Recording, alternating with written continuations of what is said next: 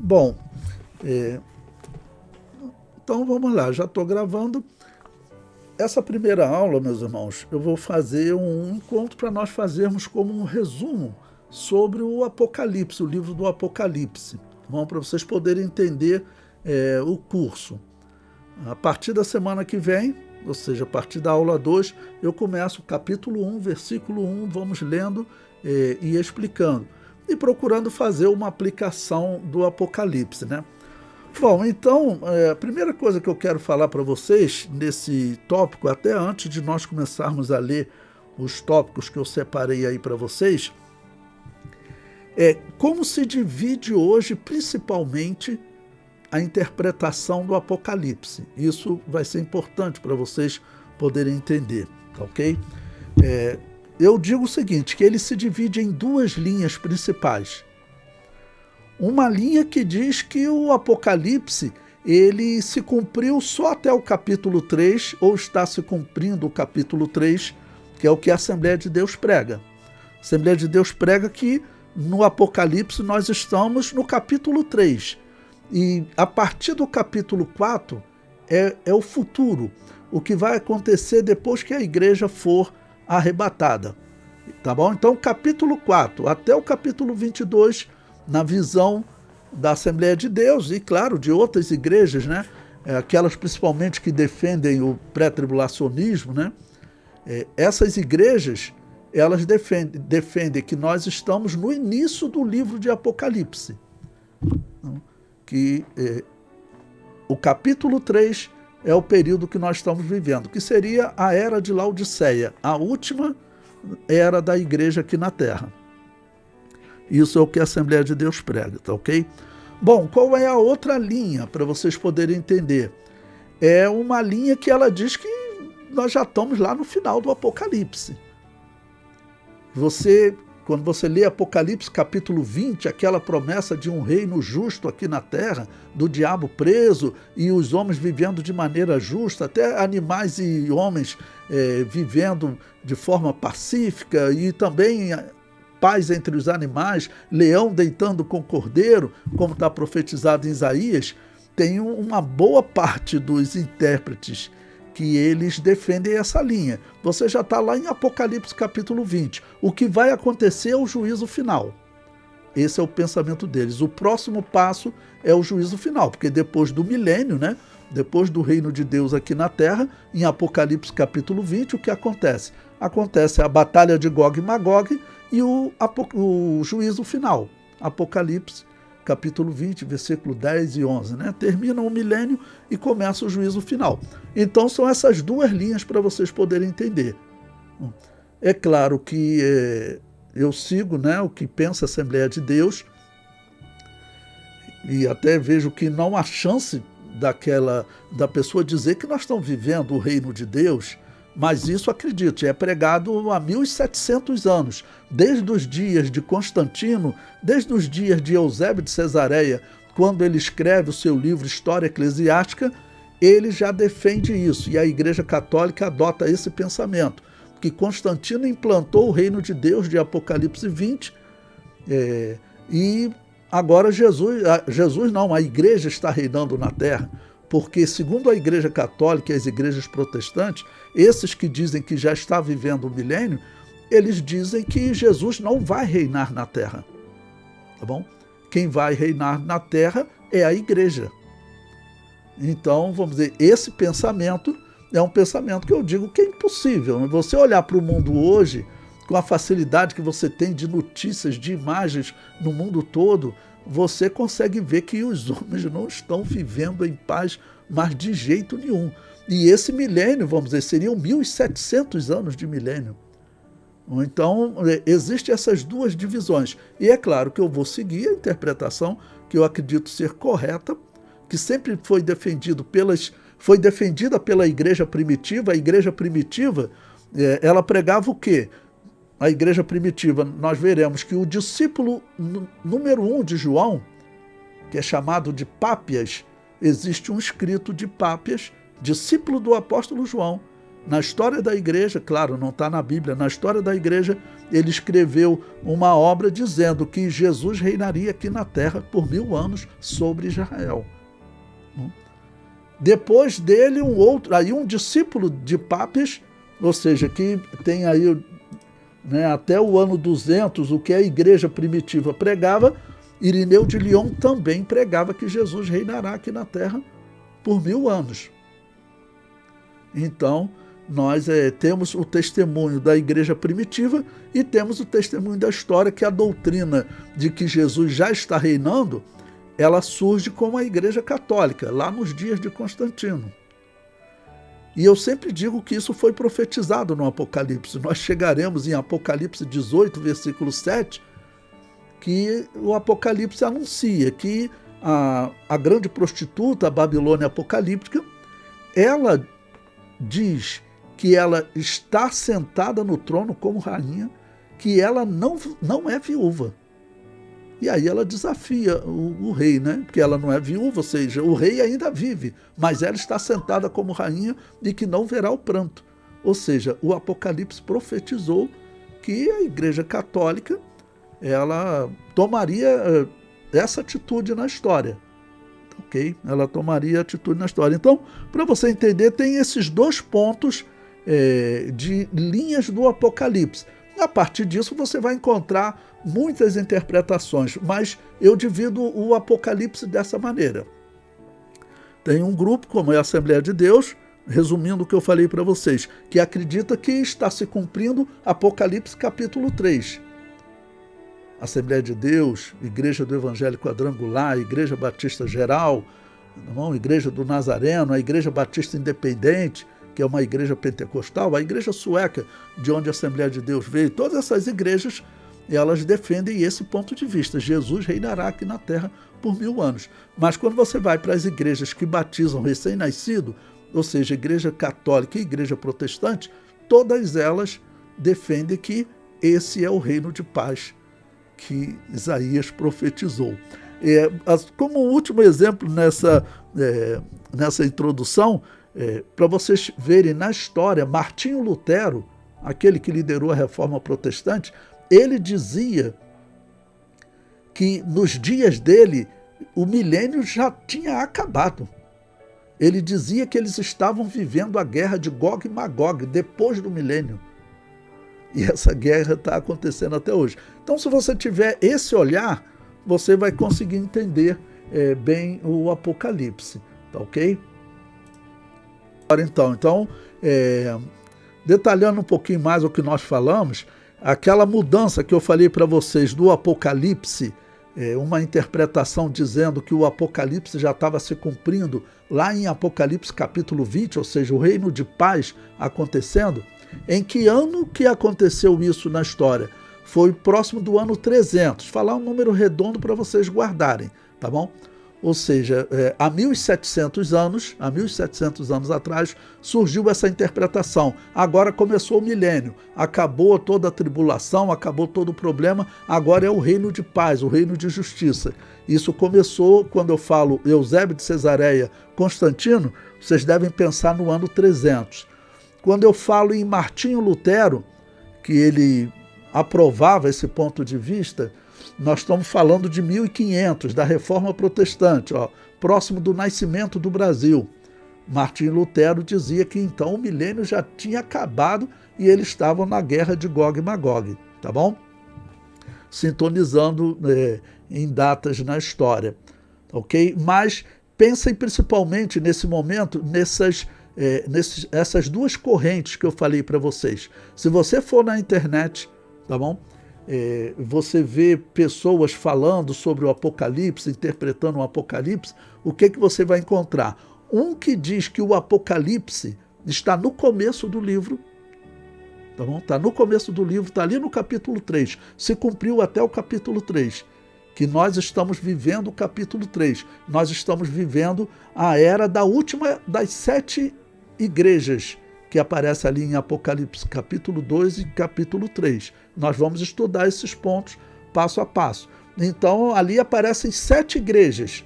E a interpretação da Assembleia de Deus é que essas 7 igrejas, elas simbolizam 7 eras da igreja aqui na Terra. E que nós estamos vivendo a última era, ou seja, a era de Laodiceia. Ela aparece quando? Em Apocalipse capítulo 3. Tá bom? Até se você tiver com a sua Bíblia, até recomendo, fique com a sua Bíblia aí ao lado, né? Por exemplo, se você abrir em Apocalipse capítulo 3, você vai encontrar ali as igrejas de Sardes, a partir do versículo 1, a igreja de Filadélfia, no versículo 7, tá bom? E a igreja de Laodiceia, no versículo 14.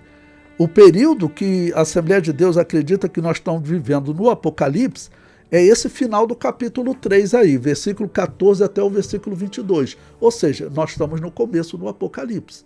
A maior parte do que nós vamos estudar é futuro. Esse, como eu disse, é o ponto de vista da Assembleia de Deus. A igreja católica e igrejas protestantes, você vai encontrar muito essa interpretação na internet. Por exemplo, tem um pregador protestante, Hernan Dias Lopes, muito conhecido. Se você for no YouTube escrever Hernan Dias Lopes, milênio, você vai ver ele defendendo que o milênio já está acontecendo. O reino de paz, ele já está acontecendo. Ou seja, ele defende que nós estamos no final do Apocalipse. E como eu disse para vocês na outra parte do vídeo, quando teria começado esse milênio? Há 1.700 anos. Olha que incoerência, né? Porque começou lá nos anos 300, com Constantino e Eusébio de Cesareia. Constantino era o imperador, né? Por isso ele marca a história, e Eusébio de Cesareia, porque ele escreveu um livro intitulado História Eclesiástica, e esse livro defende que Pápias, o discípulo de João, quando defendeu que Jesus reinaria na Terra por 1000 anos, Eusébio de Cesareia diz que Pápias estava errado. Bom, então pense o principal discípulo do apóstolo João, que segundo a história, o apóstolo João, ele não morreu na ilha de Patmos. Ele teria saído da ilha de Patmos e os irmãos que receberam o Apocalipse ouviram de João, né, qual foi o entendimento dele, né, ele recebendo aquelas revelações, e João teria explicado para ele, olha, a interpretação aqui dessa parte do milênio é que Jesus vai reinar na Terra aqui por 1000 anos. Pápias escreveu isso, lá próximo do ano 150. Próximo do ano 330, Eusébio de Cesareia, junto com Constantino, ele deu outra interpretação. Ele apresenta uma interpretação dizendo que, na verdade, Jesus não reina aqui na Terra, que o milênio de Apocalipse 20 já estava acontecendo. Então ficou na história essa divisão, tá ok? Bom, entendendo esses dois pontos, se vocês quiserem que eu repita em algum momento, pode falar. Entendendo esses dois pontos é fundamental. Bom, o que eu vou também falar com vocês, até eu coloquei aí no resumo para vocês, alguns pontos que vocês precisam entender, que vai ajudar em toda a escatologia. Então, o número 1 aí no resumo, quem está com o livro é na página 4, as escrituras da igreja primitiva e a volta de Jesus. Bom, então, vou falar com vocês nesse ponto. Irmão Roberto, quer falar? Esse tema é importante, né? Porque se nós acreditarmos como que o milênio já está acontecendo, então nós não devemos esperar arrebatamento da igreja, nem vinda do anticristo. Nós devemos esperar, vamos dizer, na verdade, teríamos que estar vivendo o reino de paz já. O leão já tinha que estar deitado com o cordeiro, como Isaías profetizou, né? Então, a visão, vamos dizer, do Apocalipse, estando no final ou estando no começo, ela é um diferencial grande, né, que separa, vamos dizer, as visões, ok? Separa as visões, as interpretações. Se você for para a internet e procurar sobre o milênio, você vai encontrar isso. Alguns dizendo que ele já está acontecendo. E aí também dizendo que o Apocalipse já está acontecendo, já está no final do Apocalipse. Que vai acontecer o juízo final a qualquer momento, que vai acabar o milênio, porque o milênio, como eu disse para vocês, aí nós vamos repetindo também diversas vezes para vocês irem guardando. Na visão deles, o milênio está acontecendo há 1.700 anos. tá bom? Está acontecendo há 1.700 anos. Bom, para nós também, um outro ponto que nós temos que pensar nessa introdução ao Apocalipse, aí eu botei aí num resumo, numa folha para vocês, e quem tiver o livro de Apocalipse, que eu escrevi, os 9 livros, aí você pode ir no livro 1, na página 4. Então, o número 1 aí eu coloquei as escrituras da igreja primitiva e a volta de Jesus. Bom, aqui vou comentar com vocês sobre o que a igreja primitiva tinha antes do livro de Apocalipse chegar nas mãos da igreja. Então, isso é importante, que nós veremos até o apóstolo Paulo já corrigindo determinadas doutrinas na igreja primitiva sobre a volta de Jesus. Bom, então, em primeiro lugar, o que eles tinham? Eles tinham o Antigo Testamento. Por isso eu coloquei aí no material para vocês as escrituras da igreja primitiva e a volta de Jesus. Eu coloquei aí, em primeiro lugar, a Tanakh. Então, a Tanakh é o Antigo Testamento, o nosso Antigo Testamento, de Gênesis até Malaquias, tá ok? Pois bem, então, eles se utilizavam, eu falo principalmente, por exemplo, do livro de Daniel, porque o livro de Daniel, ele trazia muita profecia sobre a manifestação, né, do Messias e a manifestação de um anti-Messias. Por isso eu coloquei aí para vocês até 2 versículos, Daniel capítulo 9, versículos 26 e 27. Vamos ler esses versículos?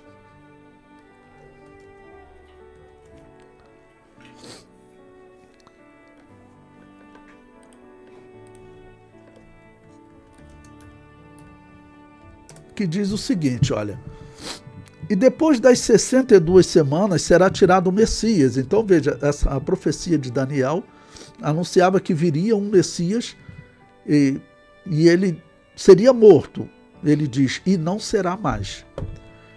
Aí ele fala de um outro homem agora, um outro príncipe, que é um anti-Messias, né? Aí ele diz, e o povo do príncipe que há de vir destruirá a cidade e o santuário, e o seu fim será como uma inundação, e até o fim haverá guerra. Bom, versículo 27 também, né?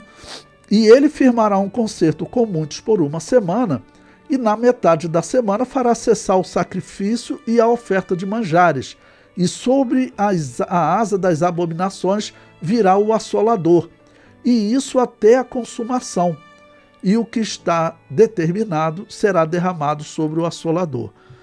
Bom, então tem aqui 2 personagens, né?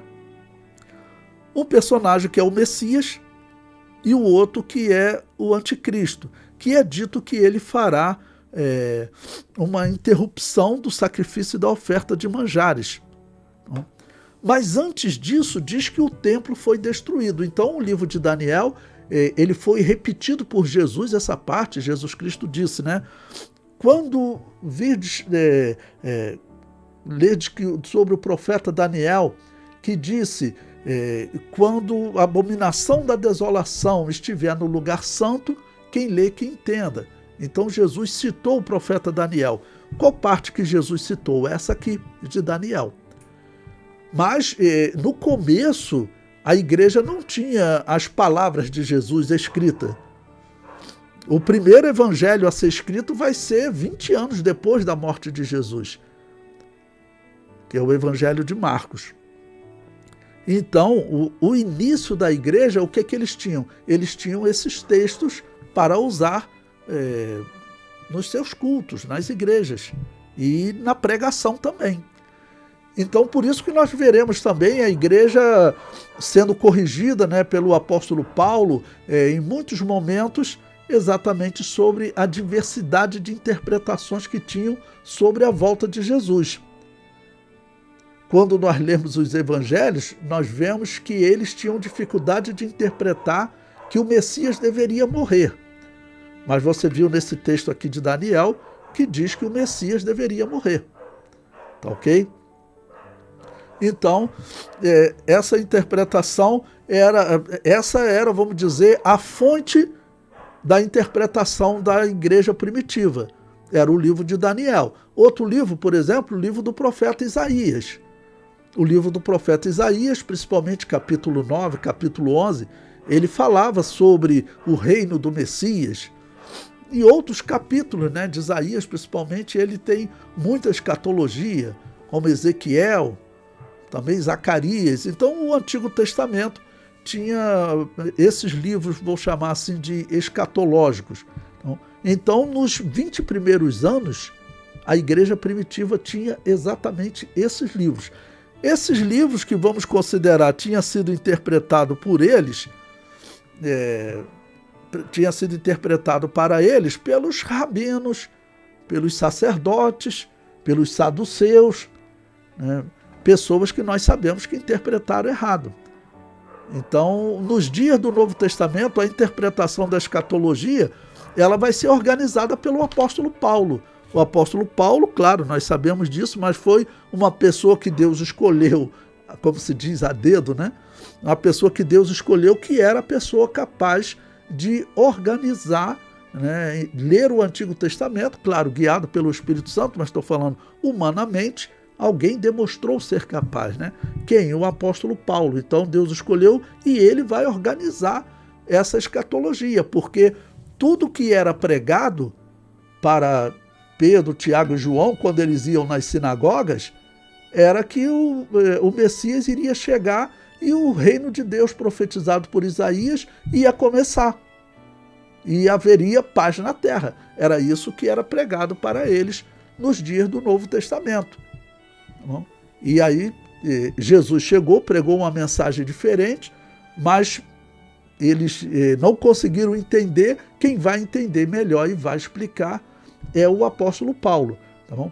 Então observe, eu coloquei aí o número 1.2 no resumo que eu coloquei para vocês. Quem está com o livro está na página 6, número 1.2. O primeiro livro a ser escrito foi a Epístola de Tiago. Quando? No ano 45 da era cristã. Nesse período, a história relata, e o apóstolo Paulo, nós veremos mais à frente, ele vai escrever aos Tessalonicenses falando sobre o tempo da volta de Jesus, que nos dias dele, o apóstolo Paulo falou, olha, a vinda de Jesus ainda vai demorar, não vai ser agora, não vai ser nesses dias, porque a interpretação geral era que Jesus iria voltar a qualquer momento. Eles esperavam. E veja, ano 45, contar até uma história para vocês interessante. Nesse período, teve um homem que, assim, provavelmente os cristãos chamaram ele de anticristo. Foi um imperador de Roma que ele começou a determinar que ele deveria ser adorado como Deus em vida. Porque os romanos faziam o quê? Morreu o imperador, vamos agora transformar ele em Deus. E eles começavam a orar a ele, queimar incenso, né? Ou seja, reconheciam ele como Deus depois que ele morreu. Mas nesses dias, o imperador chamado Calígula, que era um homem louco, né? Ele colocou uma exigência que ele fosse adorado em vida. Certamente, a igreja nesse período chegou a que conclusão? Se chegasse alguém agora, vamos dizer, aplicando aos nossos dias, né? Vamos dizer, se o Donald Trump falasse assim, que ele quer ser reverenciado como Deus. Eu ouvi uma notícia hoje, ainda não confirmei, mas que acho que ele está querendo ganhar o Prêmio Nobel da Paz, porque ele teria acabado com a guerra entre Israel e o Irã, e que está perto de acabar com a guerra entre a Rússia e a Ucrânia, né? Então, só uma suposição, um exemplo. Se nos dias de hoje aparecesse alguém, ou ele, ou aquele da Rússia mesmo, o Putin, ou da China, quem for, se aparecer um homem se dizendo Deus, e que merece ser reverenciado como uma divindade, vai ser natural, as pessoas vão falar, bom, esse homem, ou ele é o anticristo, ou ele está preparando o caminho do anticristo, porque essa é uma característica que historicamente nós vemos que está ligada ao anticristo. Bom, ele vai claro, trabalhar para um culto a Satanás, um culto oculto, mas ele aqui no mundo, ele vai querer ser reverenciado como Deus. Não, ele vai querer ser reverenciado como Deus. Então, nesse período, ano 45, é que vai ter a primeira literatura do Novo Testamento. Aí vamos ver o que ela fala em termos de escatologia. Então, abra a sua Bíblia aí em Tiago, capítulo 5, versículos 7 e 8.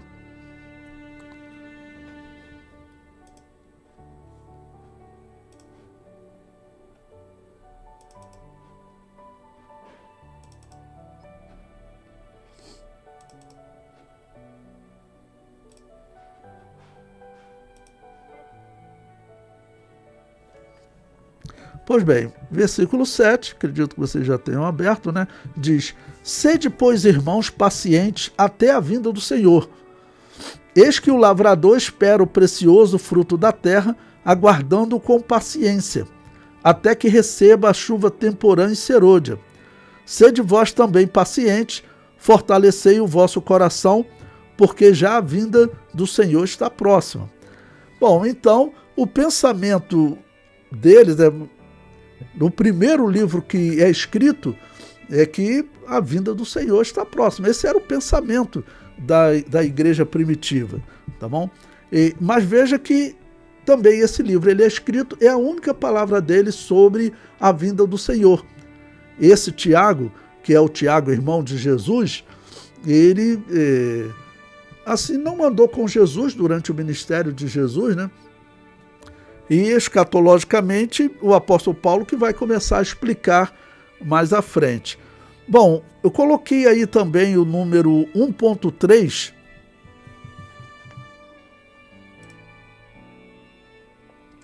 Coloquei aí o número 1.3, que diz: a Epístola aos Gálatas. Olha, já vai ser escrito no ano 49. Vai ser escrito no ano 49. E eu separei aí para vocês, por exemplo, a única parte que o apóstolo Paulo fala sobre escatologia na verdade, uma epístola apologética, vamos colocar assim, uma epístola que ela critica a influência que os judeus estavam tendo na igreja e até tentando fazer com que os cristãos gentios guardassem o sábado, por exemplo. Tá bom? Uma influência do judaísmo. Esse é o alvo, o objetivo da epístola.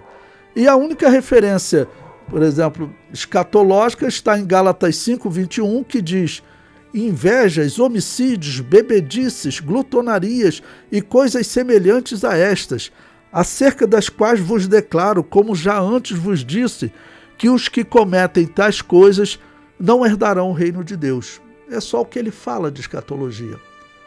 Então, até o ano 49, nós praticamente não temos nada de escatologia para ser falado, né? Bom, depois o número 1.4, a primeira epístola aos Tessalonicenses. O ano 51 já é uma epístola que o apóstolo Paulo vai colocar alguns textos tratando mais de escatologia. Ou seja, 22 anos depois da morte de Jesus. Evangelho ainda não tem nenhum. O apóstolo Paulo, ele ainda não tinha o evangelho de Marcos, né, para ele poder, vamos dizer, ler o que Jesus falou. Ele não tinha. Então, o apóstolo Paulo interpreta a escatologia reinterpretando o Antigo Testamento. Como eu falei para vocês, o que o apóstolo Paulo estudou com os fariseus, já que ele era fariseu, né? O que ele estudou com os fariseus era que o Messias vinha para triunfar, implantar o milênio, o reino dele aqui na terra, o reino justo. Era isso que eles interpretavam. E o apóstolo Paulo agora vai começar a reinterpretar isso. Lembre-se que o apóstolo Paulo, quando ele se converteu, ele se isolou, ficou 3 anos na região da Arábia, estudando as escrituras, né, que ele tinha do Antigo Testamento, estudando as escrituras do Antigo Testamento para reinterpretá-las, porque ele viu, bom, pela aparição poderosa de Jesus, ele é o Messias, isso mudou tudo, porque o que ele tinha aprendido com os fariseus é que a vinda de Jesus, do Messias, seria totalmente diferente. O Messias vinha para vencer os romanos. Era isso que eles pensavam, né? Então, era isso que ele tinha aprendido. Mas agora ele vai dar outras interpretações. Então, abra aí primeiro Tessalonicenses capítulo 1. 1 Tessalonicenses capítulo 1, versículo 10. E depois o versículo 19. Não tem 19. Só tem o 10. Ok. Só que já vou ver aqui. É 2,19. Ok. Obrigado. Pois bem, 1 Tessalonicenses capítulo 1, versículo 10, que diz o seguinte: e esperar dos céus a seu Filho, a quem ressuscitou dos mortos, a saber, Jesus, que nos livra da ira futura. Bom, então tem esse primeiro versículo que ele fala da escatologia. E agora, capítulo 2, versículo 19.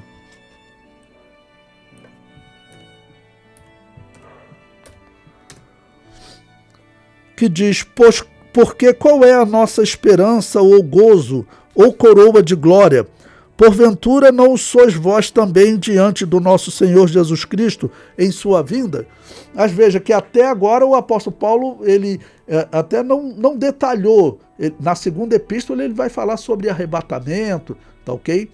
Mas aqui nesse momento da história, também o que o apóstolo Paulo falou é pouco, no ano 51. Pois bem, mas no capítulo 4 também dessa mesma epístola, eu vou ler aí do versículo 14 até o versículo 18. Tá bom?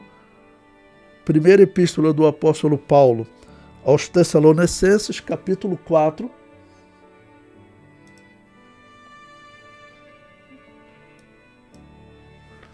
Essa segunda parte, o apóstolo Paulo já vai trazer, vamos dizer, a primeira mensagem escatológica profunda, né? Que ele vai dar esse nome de arrebatamento, claro, inspirado pelo Espírito Santo, tá bom? Versículo 14. Porque se cremos que Jesus morreu e ressuscitou, assim também aos que em Jesus dormem, Deus os tornará a trazer com ele. Ou seja, está falando da ressurreição, escatologia. Versículo 15. Dizemos-vos, pois, isto pela palavra do Senhor, que nós, os que ficarmos vivos para a vinda do Senhor, não precederemos os que dormem. Ou seja, o apóstolo Paulo já fala uma coisa importante. A primeira coisa que vai acontecer na vinda de Jesus é os mortos vão ressuscitar e depois nós seremos transformados. Então ele diz, nós não precederemos os que dormem. Versículo 16. Porque o mesmo Senhor descerá do céu com alarido e com voz de arcanjo, com a trombeta de Deus, e os que morreram em Cristo ressuscitarão primeiro. Bom, uma pausa aqui para explicar a vocês. O que a igreja interpreta? Em geral, a Assembleia de Deus interpreta. Então, como eu disse para vocês, a interpretação que eu vou seguir aqui com vocês é aquela que diz que o Apocalipse está no capítulo 3. Que o capítulo 4 é futuro. Tá ok? Então, vamos considerar que o arrebatamento é assim, algo que pode acontecer a qualquer momento. Então, no arrebatamento, primeiro os mortos ressuscitam em Cristo. Segundo, versículo 17. Depois nós, os que ficarmos vivos, seremos arrebatados juntamente com eles nas nuvens, a encontrar o Senhor nos ares, e assim estaremos sempre com o Senhor. Portanto, consolai-vos uns aos outros com estas palavras. Bom, considerando que aqui ele está no ano 51 da era cristã, né? Já eram 22 anos da morte de Jesus. E é a primeira literatura o primeiro pergaminho que poderia circular nas igrejas, né, de um texto falando sobre a volta de Jesus. Aqui o apóstolo Paulo está dizendo como será a volta de Jesus. Então, é claro que tem revelação também do Espírito Santo, mas nós sabemos que muitas coisas, em termos de doutrina, de interpretação, o apóstolo Paulo, podemos dizer que ele foi preparado por Deus até desde o tempo que ele era um fariseu ainda, um estudioso das Escrituras, só que fariseu, mas desde aquele tempo, ele como estudioso das Escrituras, ele conhecia bem as profecias de Daniel, de Isaías, de Ezequiel, então ele não precisava começar do zero para interpretar. Ele tinha a interpretação corrente, que os fariseus tinham passado para ele, e ele tinha que agora reinterpretar. Então, nesse momento aqui, ele não entrou numa, vamos dizer, reinterpretação, tá bom? Mas na próxima epístola ele já vai entrar.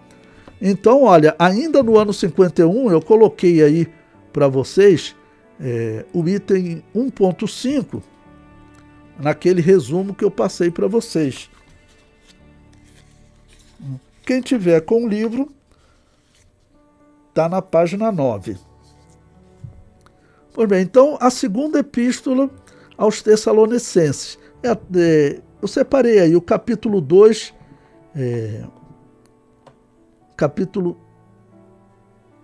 primeiro capítulo 1, versículo 8 até o versículo 10.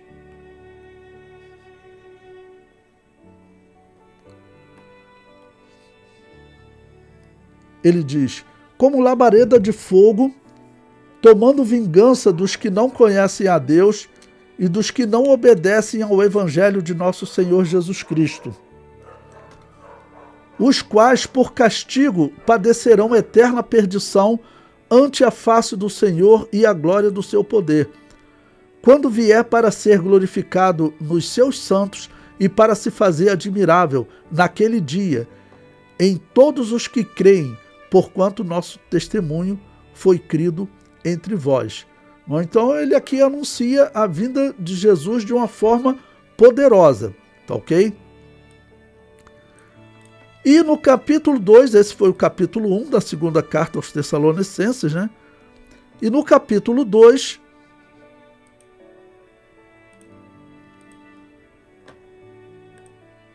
vou ler do versículo 1 até o versículo 10. Segundo Tessalonicenses, capítulo 2, versículo 1 até o versículo 10. Veja o que ele diz: ora, irmãos, rogamo-vos pela vinda de nosso Senhor Jesus Cristo e pela nossa reunião com ele, que não vos movais facilmente do vosso entendimento, nem vos perturbeis, quer por espírito, quer por palavra, quer por epístola, como de nós, como se o dia de Cristo estivesse já perto.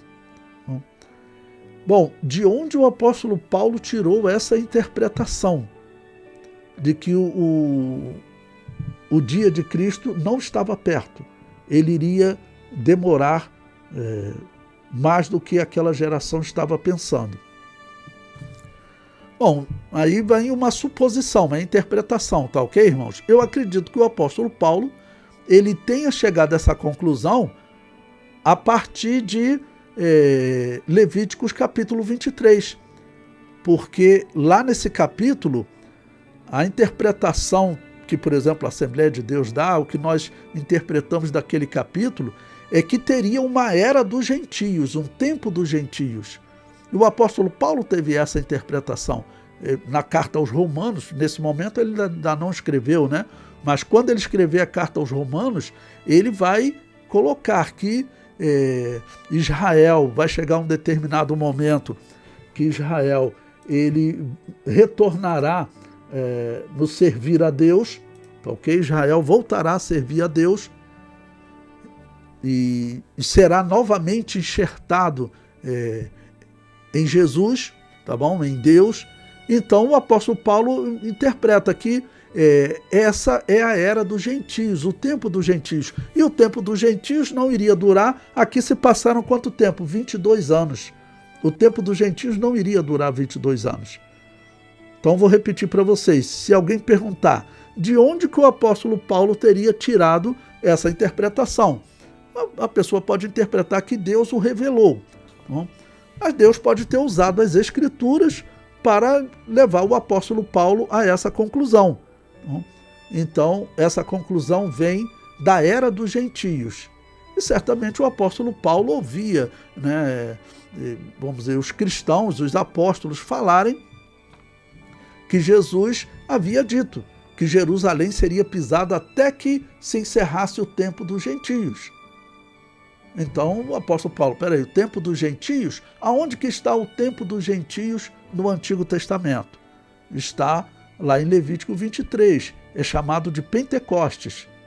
E aquele tempo dos gentios, então, seria o quê? Seria um período que iria durar provavelmente como foi o tempo de Israel, que durou 2000 anos, da chamada de Abraão até a morte de Jesus. Sempre falando de datas aproximadas, não dá para nós dizermos exatamente que foi exatamente 2000 anos, mas profeticamente nós vemos que as Escrituras dizem que seriam 4000 anos, de Adão até a morte de Jesus.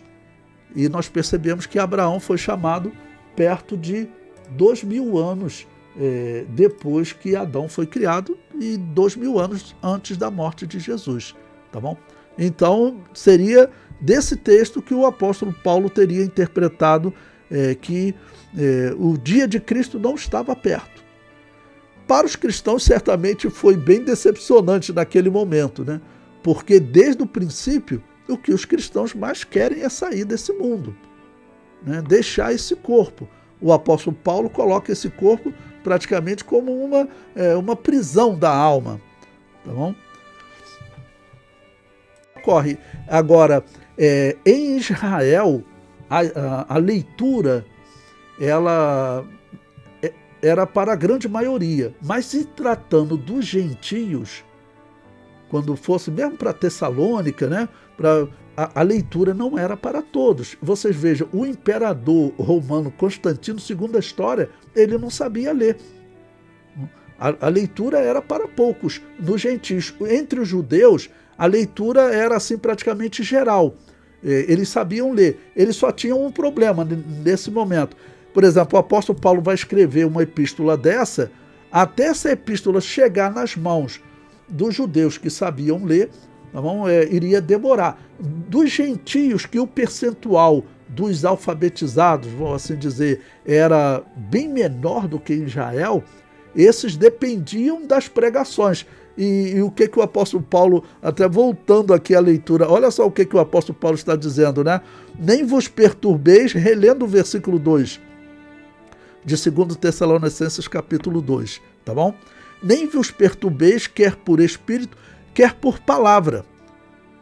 Porque se hoje as pessoas com a Bíblia nas mãos, tem pessoas aí inventando heresias, imagine naquele período que ainda não tinha a Bíblia nas mãos, ainda não tinha o Novo Testamento. Nesse período que nós estamos estudando agora, tinha a Epístola de Tiago no ano 45, a Epístola aos Gálatas no ano 49, só essas duas literaturas do Novo Testamento que não falava praticamente nada de escatologia. Mostrei para vocês poucos textos. O que vai detalhar mais agora é exatamente essa, que está detalhando é essa epístola aos Tessalonicenses. Tá bom? Então, até esse versículo que nós lemos, ele mostra isso. Então, por palavra, certamente tinha, e o apóstolo Paulo vai repreender aquelas pessoas que estavam pregando uma série de heresias, né? Bom, vamos continuar na leitura, então. E também, como a irmã Cleonice falou, as pessoas também, para ter um pergaminho, era caríssimo. Era caríssimo. Então, a grande maioria das pessoas dependia de ouvir alguém lendo realmente. Porque, ainda que ele soubesse ler, um judeu, você ter um pergaminho era caro. Ok? E o versículo 3 fala exatamente isso que eu estou dizendo para vocês, né? Veja, ninguém de maneira alguma vos engane. E aqui o apóstolo Paulo começa a falar alguns termos.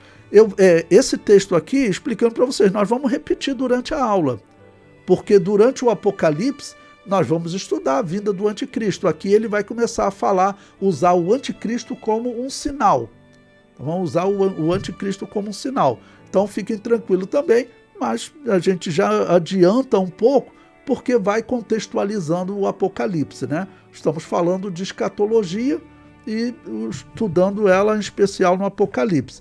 Mas, aqui em 2 Tessalonicenses, então, ele diz: de maneira alguma vos engane, porque não será assim, sem que antes venha a apostasia. Então, a primeira coisa que o apóstolo Paulo faz, olha, a vinda do Senhor, ela não vai acontecer agora, ela vai demorar.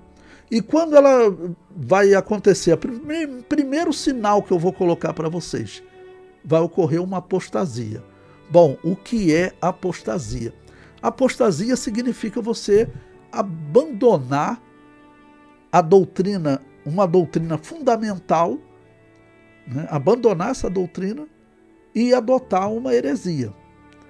Então, por exemplo, você mudar a doutrina da salvação, esse é o grande exemplo que eu cito, né? Você não pode mudar a doutrina da salvação. A doutrina da salvação, segundo a Bíblia, que a igreja primitiva pregava, era pelo livre-arbítrio. Deus constrói a salvação, coloca ela diante do homem, está lá em Deuteronômio 31, e diz, olha, eis que eu ponho diante de ti a vida e a morte. E Deus dá um conselho, escolhe, ou seja, use o seu livre-arbítrio e escolhe a vida. Então, isso é a doutrina da salvação. Segundo o apóstolo Paulo, em algum momento a igreja vai abandonar essa sã doutrina e vai adotar uma heresia. É o que está acontecendo na igreja nos dias de hoje. Nos dias do apóstolo Paulo, aconteceu também? Aconteceu. Na história, nós encontramos diversas igrejas adotando heresias. Quando elas fizeram isso, elas apostataram da fé. Mas, no final dos tempos, o que aconteceria? A igreja de Jesus, aí não estou falando de seita, a igreja de Jesus iria adotar heresia, ligada à doutrina da salvação. E isso está acontecendo entre nós. Então, durante o Apocalipse, esse aqui é um dos textos que vocês devem ler e reler, porque o apóstolo Paulo está dizendo o seguinte, vou apresentar para vocês uma característica, o que vai acontecer nos últimos dias da igreja aqui na Terra. Então, a primeira coisa, ele diz que vai vir uma apostasia. Segunda coisa, se manifeste o homem do pecado, o filho da perdição. Esse homem do pecado, esse filho da perdição, é interpretado em geral como sendo aquele mesmo segundo príncipe de Daniel, capítulo 9, versículo 27. Bom, se você quiser abrir de novo, vou colocar lá Daniel 9, 27. Desculpe, 9, 26. E depois das 62 semanas será tirado o Messias, e não será mais. E o povo do príncipe que há de vir, esse príncipe que há de vir, que é o anticristo, ele destrói a cidade e o santuário. Isso se cumpre no ano 70 da era cristã. Porque o anjo está dizendo para Daniel, o Messias morre e depois Jerusalém e o templo é destruído. Essa mensagem, ela não era bem aceita pelos rabinos. Quando o apóstolo Paulo falava, ele normalmente era expulso das sinagogas, porque você vai dizer que isso aqui vai ser tudo destruído, né? Mas era a mensagem de Daniel. Quando o apóstolo Paulo fosse pregar a mensagem de Daniel, a mensagem é essa, a cidade vai ser destruída. E isso se cumpriu. Tá bom? Ok? Isso se cumpriu. Sendo que o apóstolo Paulo, aqui nesse versículo, ele está falando exatamente desse príncipe, ok? Que o povo dele destruiu Jerusalém. Por isso é que vocês verão que durante a aula, a origem do anticristo que eu digo qual é? Foi essa que Daniel falou aqui. O povo dele não destrói Jerusalém? Quem foi que destruiu Jerusalém? Foram os romanos, no ano 70. Você tem a história, Jesus falou, né? quando vê Jerusalém cercada, então, outro momento ele falou, olha, não ficará pedra sobre pedra nesse templo que não seja derribada. Jesus está falando o mesmo que Daniel falou aqui. Então, essa profecia se cumpriu. No ano 70, Jerusalém foi destruída. O templo foi destruído. Não ficou pedra sobre pedra. Então, houve uma grande destruição no templo. E é importante, o apóstolo Paulo diz que o povo daquele príncipe de Daniel iria, que destruiu Jerusalém. O apóstolo Paulo agora diz que ele, a manifestação dele, é um sinal para o arrebatamento da igreja. De onde que o apóstolo Paulo tirou isso? De Daniel, capítulo 9, versículo 26 e 27. Porque lá Daniel, ele fala claramente, tá bom? Que teria um anticristo, um contrário ao príncipe, ao Messias, que morre na primeira parte do versículo. Bom, então agora o apóstolo Paulo diz o seguinte, que vai haver uma manifestação desse homem do pecado. Como eu disse para vocês, qual é a nacionalidade do anticristo? É romano. Essa é a nacionalidade dele. Então, a interpretação geral, e como eu digo, eu acredito que ele será um judeu romano, porque muito provavelmente, o anticristo tem que ser um judeu que se diga descendente de Davi. Então vou colocar uma hipótese para vocês, trazendo para os nossos dias. O Donald Trump, por exemplo, ele não é descendente de Davi. Então, ele não é judeu. Então não tem como ele ser descendente de Davi. Será que esse homem poderia se apresentar como o Messias de Israel e Israel recebê-lo como Messias? Isso poderia acontecer? Em geral, as pessoas dizem que não.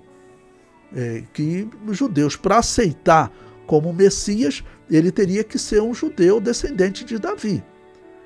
Por isso é que vocês vão ver também, aí está no YouTube, muitos intérpretes apontando para o genro do Donald Trump, que é um judeu.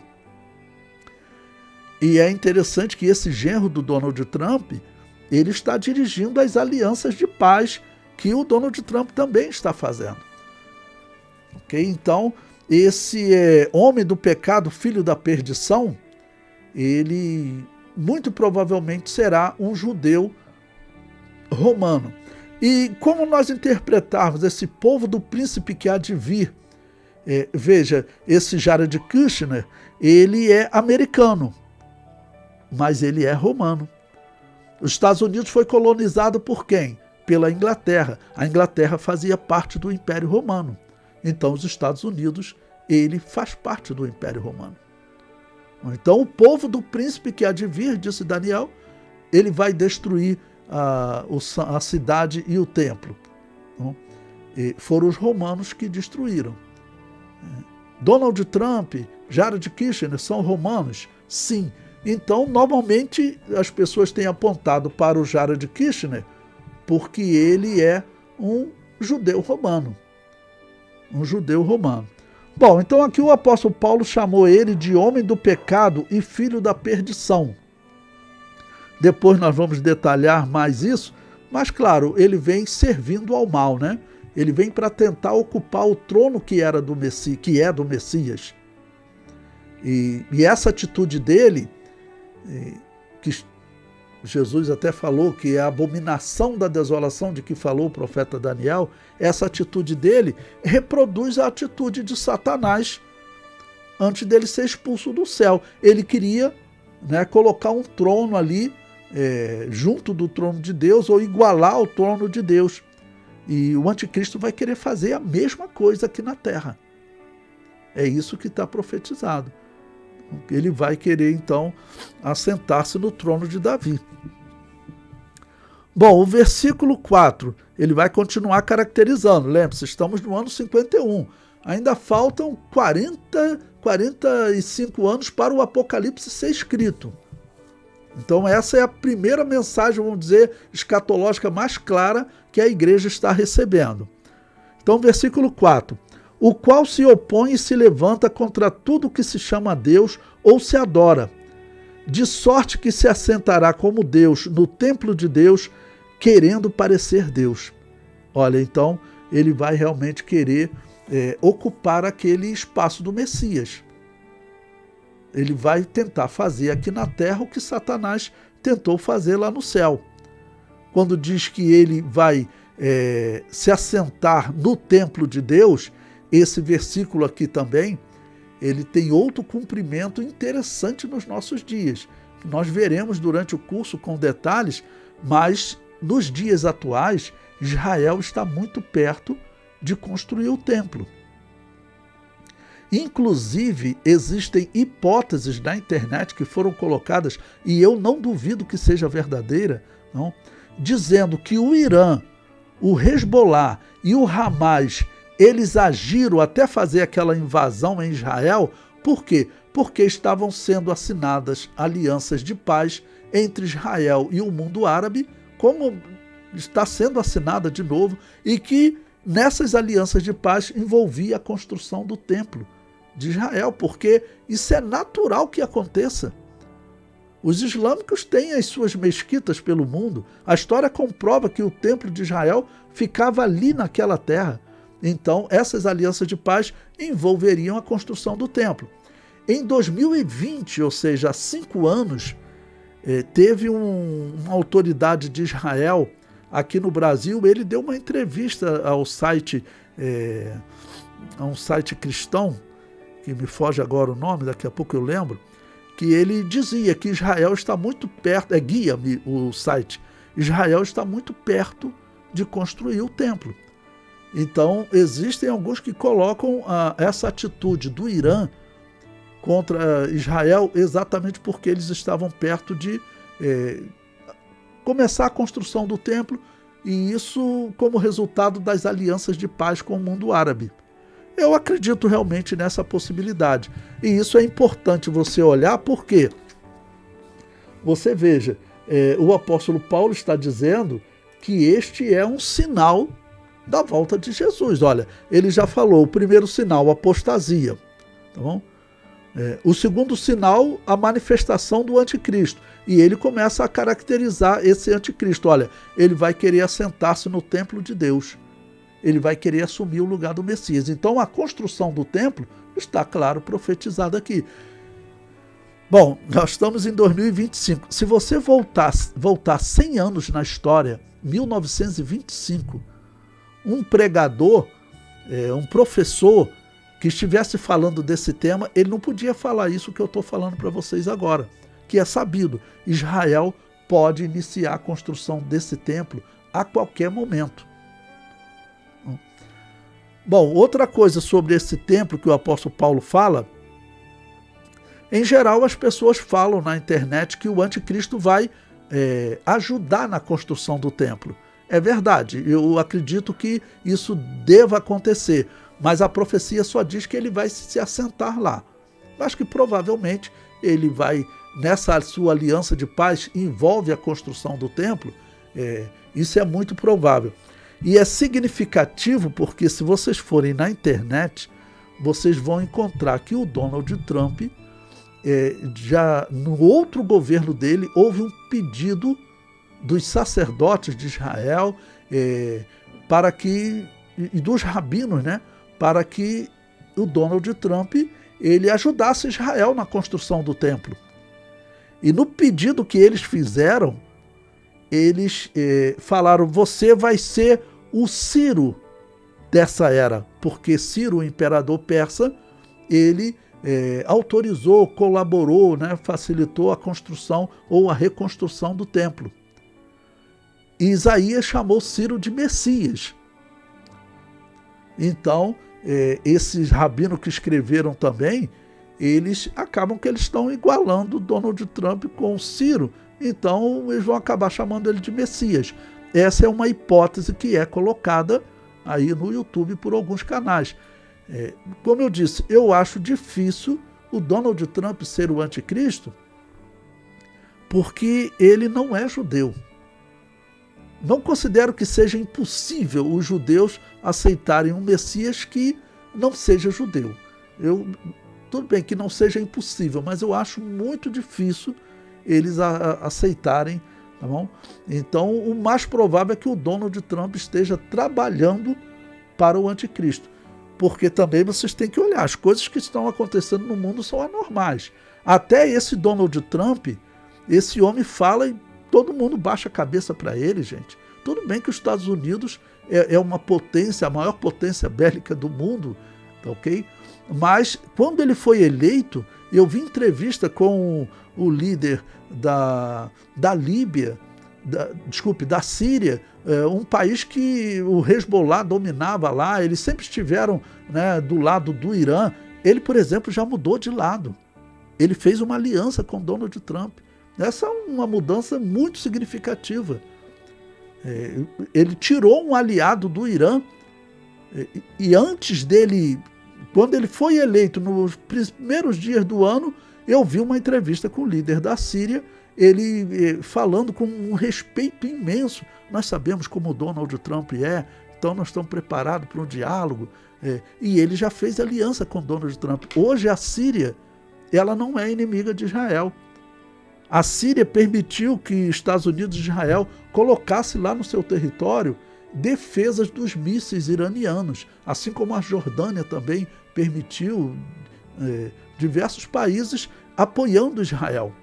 Então, olha, irmãos, não existe um momento melhor na história da igreja para nós dizermos o arrebatamento está próximo. Como eu disse para vocês, há 100 anos, um intérprete da Bíblia não podia dizer o templo pode ser construído a qualquer momento. Não? Israel nem estava na terra de Canaã. Israel nem estava na terra de Canaã. Então, quando as igrejas evangélicas falavam isso, que Israel voltaria para a terra de Canaã e um dia construiria o templo, baseado num versículo como esse, as outras igrejas riam. Os protestantes, né, calvinistas e luteranos, presbiterianos, metodistas, todos eles riam, porque eles acreditam que estão vivendo um milênio, que o Apocalipse já está no final e que Israel não volta nunca para a terra de Canaã. Era o que eles pregavam. Pois bem, Israel voltou. Israel se desenvolveu como nação numa velocidade que você pode comparar na história, não existe precedentes. E hoje Israel pode construir o templo. Então esse é um sinal de que a escatologia daquelas igrejas pequenas, como a Assembleia de Deus no início da década de 20, que dizia, né, que Israel voltaria para a terra de Canaã e que um dia assinaria uma aliança com o anticristo, isso aí era pregado pelos pastores. Por exemplo, Lourenço Osso, que eu estudei, quando ele ainda estava nos Estados Unidos, quando ele chega aqui no Brasil, era isso que ele pregava. Ele chegou no Brasil em 1939. Israel estava sendo morto, né, pelos nazistas. Quem é que dizia que a partir daquele momento Israel voltaria para Canaã e se desenvolveria como nação? Só as igrejas, a Assembleia de Deus e outras, né, como Igreja Batista Independente, mas a Assembleia de Deus pregava isso. Quando o missionário Lourenço Osso chegou no Brasil em 1938, 39, era isso que ele pregava. E o tempo mostrou que estava certo. E os dias atuais, o ano de 2025, é um ano que nós podemos dizer Israel pode iniciar a construção do templo a qualquer momento. E a construção do templo, ela é, então, um grande sinal para nós. Porque quando nós vamos em Apocalipse 11 também, fique tranquilo que nós vamos estudar depois, estou fazendo um resumo, né? Nós veremos que quando as duas testemunhas estiverem pregando na grande tribulação, o que acontece? É dito que o templo está construído. Porque o anjo diz para proteger, ele recebe uma ordem para ele proteger o altar e os que nele adoram. O átrio, o altar